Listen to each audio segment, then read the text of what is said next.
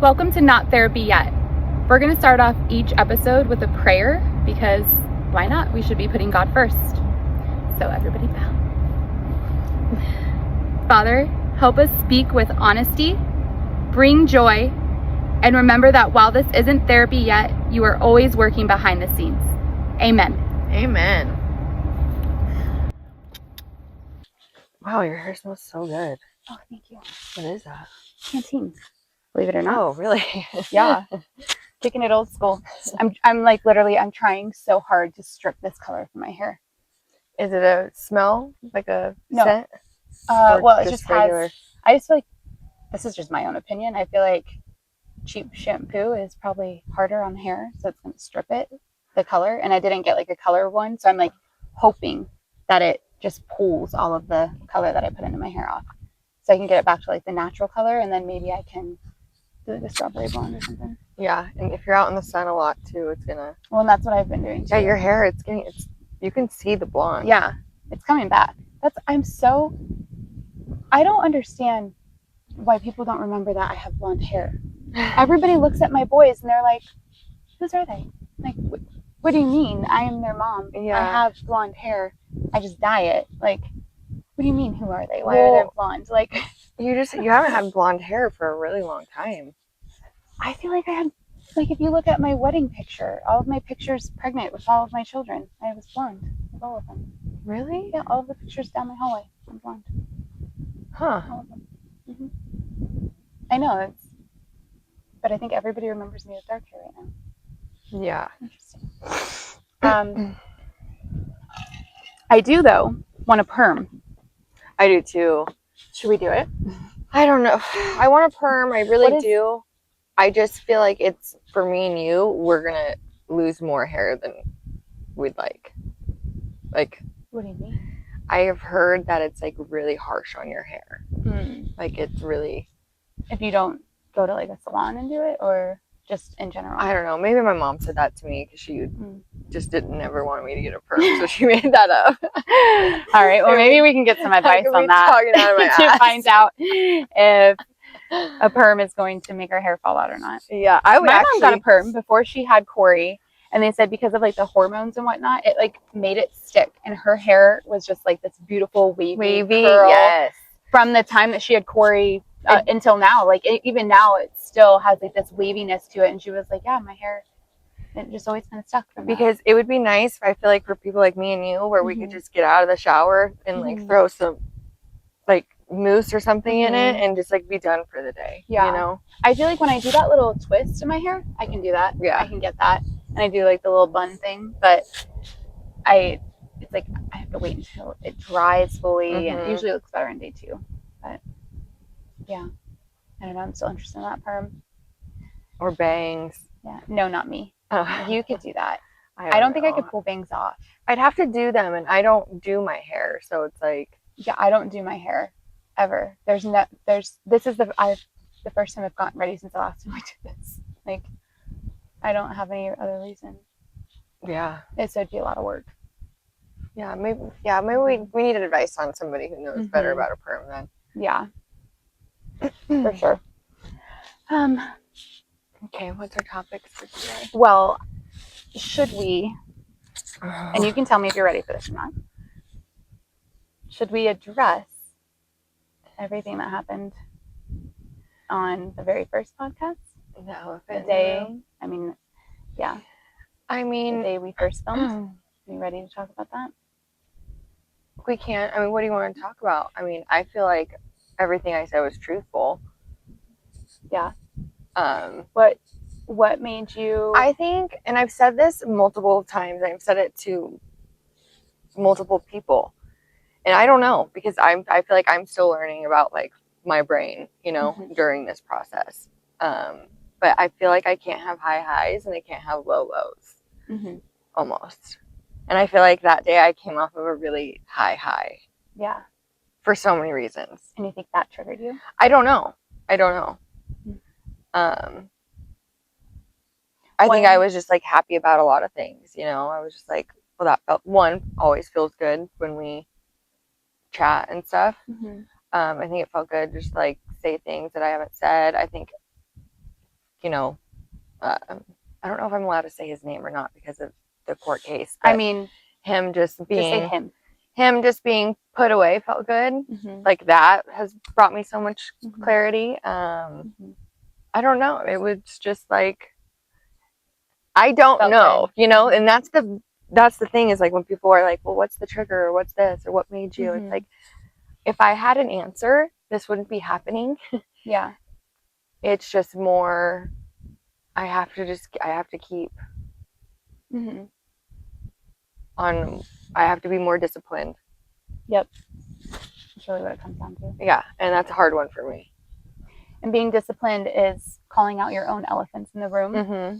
And I think that's where I struggle with you, honestly, as a friend, and how to support you, and how this is where I'm like, I don't know if you're being honest. And I don't think you see it as an honesty issue, because I feel like, okay, for example, that day when I looked back at our conversation, you were talking about a dopamine hit. You were talking about just wanting to feel good, right? Yeah. That was literally, you were literally saying, I just want to feel good. Like, it made sense. And then during that conversation, you were talking about how you used to surround yourself with people that would bring you down into those directions, right? Or those decisions. Mm-hmm. And then that same day, you invited somebody over Mm-hmm. who brought you down in that same direction. And was that person of the male or female gender? A male. Mm-hmm. Mm-hmm. Yeah, so it seems very contradicting for sure. But I don't feel like I'm lying. I feel like you're not being honest with yourself to be disciplined enough to say, this person is influencing me in a bad way and allows me to make that decision. Yeah. They make it comfortable to make that decision. That person cannot be around me while I am in this state of mind. It takes a lot to say it out loud and then respect it and do it.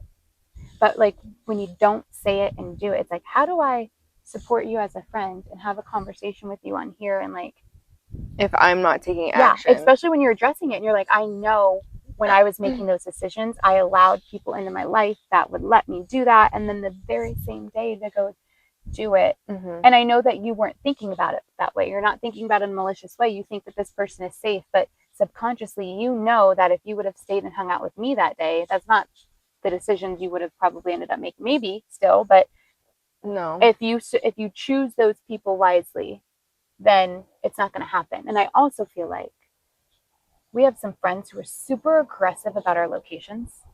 And they are super, I'm not going to say their name, super aggressive, super on top of us. And they know where you're at. I have no idea. You have no way to escape it.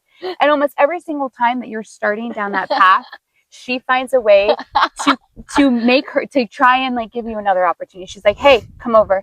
Hey, where you at? Hey, what you doing? And like tries to stop you, and even makes me aware. It's like, hey, let's pull her back in, and you run from it. You don't say, okay, yeah, I'm gonna go to that person's house and I'm just gonna sit there and do that. You're like, no, I'm gonna sit with this comfortable person who's gonna help me make this decision. And that's where I struggle with the discipline and the boundaries, and I do like I really struggle with that. Yeah, because that was a really shitty weekend. Yeah, it ended up being really bad. And it's like, I don't know, because they're not even like hangovers anymore. Like, I think a sickness, like it's a hospitalization. It's like not a good. It's not good, because how many more of those until you're dead? And that's why we know you can make it a month. We know you can make it 2 months, but can you make it the rest of your life? Can you actually start to be disciplined enough to make it the rest of your life? I really hope so. I mean, but I think making these smaller decisions now is going to help you get there. You don't have to think of it as the rest of your life, or whether that's 80 I can't even think of it like down the road. Like for me and the person that I am, and this is something I've noticed too, like I literally have to just take it day by day. Mm-hmm. Because if I give myself, I'm going to do this for this long, or if I can't, I have to literally like, that's how severe it is. It's like, I have to just be like, not one single drop today. Mm-hmm. Just focus on today. And I've kind of been noticing that too, where like I'll worry about stuff too that's like has nothing to do until like Monday. Mm-hmm. Right? And it's like, why? There's nothing I can stress? do about it right this second. Mm-hmm. And I think that's what I do is I like overcompensate and like overthink about things that I literally can't change. Mm-hmm. Like, it leads you down that like. Yeah. And I mean, I feel like that's only natural to do. Yeah. I do it too. Yeah. I remember waking up and feeling like an anxious, I feel like I literally, for maybe 4 years, I would wake up and have like this anxious mindset. And that's when I started smoking a whole bunch of weed and I became a pothead. And like, they literally called me the iron lung because it was a way, it was a way for me to just escape it. Yeah. But then when I would come out of it, it's like, I was more anxious. I was more overwhelmed and the problems were still there. It's like, you just have to come to terms with it. But coming to terms with it is saying, what is leading you to these anxious feelings? And if it is literally just day by day, which it is going to be day by day. It has to be. It literally has to be second by second. Even today I woke up and I was like, okay, what is your game plan today? What are your goals just for today? About lost ourselves. Like, what am I trying to accomplish today that's not going to make me relapse? Yeah. So I've got a plan, but it's like, even though I'm saying that to you out loud, that I have a plan, every day I have to wake up and have one. Yeah. Well, first I got to wake up and pray to God. He just takes this obsession away.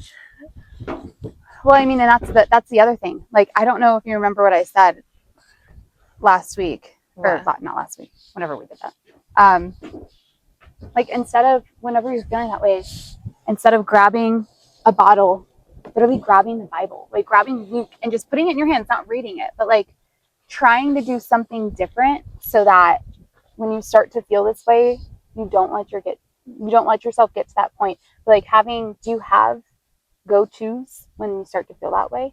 When you start to feel like, I just want to get a drink. Like, do you have anything that you try and resort to? Yeah. Do they give you tips on that in AA or, I mean, yeah, you call a sponsor, you do your step work, you open the big book, you open the Bible. For me, it's just like little stuff. Like, I'll take a bath, or I'll schedule a massage, or I know it sounds silly, but like I'll even do like Uber Eats my favorite like meal and just like watch a movie because I'm like, that can be my treat, you know? Like, so I really do try and resort to any like self-care. Yes. And honestly, I was telling my mom this too. I was like, the drinking doesn't make me happy. It makes me miserable. It makes me depressed. It's a depressant. It always has been. And it just gets worse and worse every single time. It's like, I'm the happiest when I'm not drinking and I am just like working out and like cooking at home and like my place is clean and I get to just do those self-care things. You know what I mean? Yeah. That. And I have to get more involved too. Like, I was telling my sponsor this, is like, I got to get more involved with like service work because that's really where my heart is. I think I've mentioned this to you before. That fills my cup. And that's probably what I should have been doing that Saturday. Yeah. Instead of going to get a random tattoo and being a crazy person. Because that's who that is. Honestly, I'm not even enjoyable to be around. Yeah. You were never really a fun drunk. I'm not going to lie. You got mean and nasty real quick, and you'd leave me. Like, you would just leave me places all over. I'd be like, where'd Carly go? She's gone with the boy. Okay. Like, okay. I would make the best of friends trying to find my way home. And that's how I, like, literally got into a relationship with Rob, because he'd get me home safely in college without any expectations when I was dating somebody else. But listen, there were a lot of times that I was, what do you want to call it? A wingman for you. And I slept on a lot of... For my now husband. Random couches. For my now husband. Yes, but I did do that. For my now husband. I slept... Because he would get both of us home safely. But yes, you're right. I did sleep on a The lot of alternative was couches. me. There, I'll never forget that one time. We lost my keys. No, we did that several times. You did that several times. I don't know how many times your car was towed or we had to go back. But this one time, that one man, who we dare not say his name, and his very large friend. Do I know him? Yes, you know him. And they were taking you home, and they said that they would drop me off at my apartment. Oh, I'm trying to think of. Yes, you do. I actually forget his name. Is that why you're not saying it? I'm like, who are we talking about? The what was his name? Did I date him? Yes, you dated him for a really long time. Oh, okay. Yes, that one. Him and his very large friend were in the car, yeah. and they would not drop me off at home. Remember? And you were like, they're going to drop you off after this party. And he was like, no, we're just going to go back to Carly's. And I was like, I'm not going back to Carly's. I live 2 minutes from her house. Drop me off at my apartment. My 21st birthday. I don't remember what day. We got a table at that. Maybe. I don't know, but that guy was like, no, you're coming home with us. And I was like, no, I'm not coming home with you. He was like, you're coming home with us. And I was like, I am not coming home with you. Drop me off at my apartment. And then he like touched my shoulders. I was like, dude, you don't touch me. I'm not coming home with you. And you were just like, Keelan, it's okay. And I was like, Carly.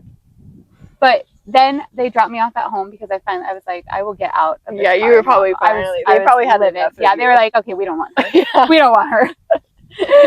But I was just like, that was one of the points where I was like, you know what? I don't think I want to go out with her anymore. Yeah, no. It was really sad. I was like, like her weird guy friends aren't like, I can't trust them to like just drop me off at home. No, they're a bunch of weirdos for sure. I don't even know how I ended up in that for the longest time. But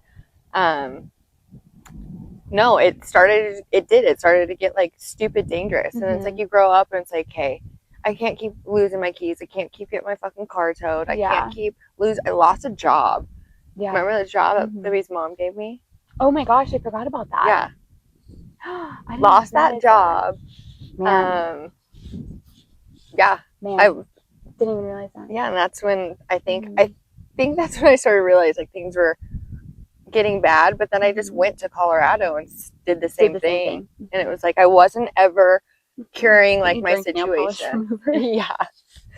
No, that's not drinking has really controlled, I think, my whole life, if you think about it. Yeah, and that's why dare I say it on here.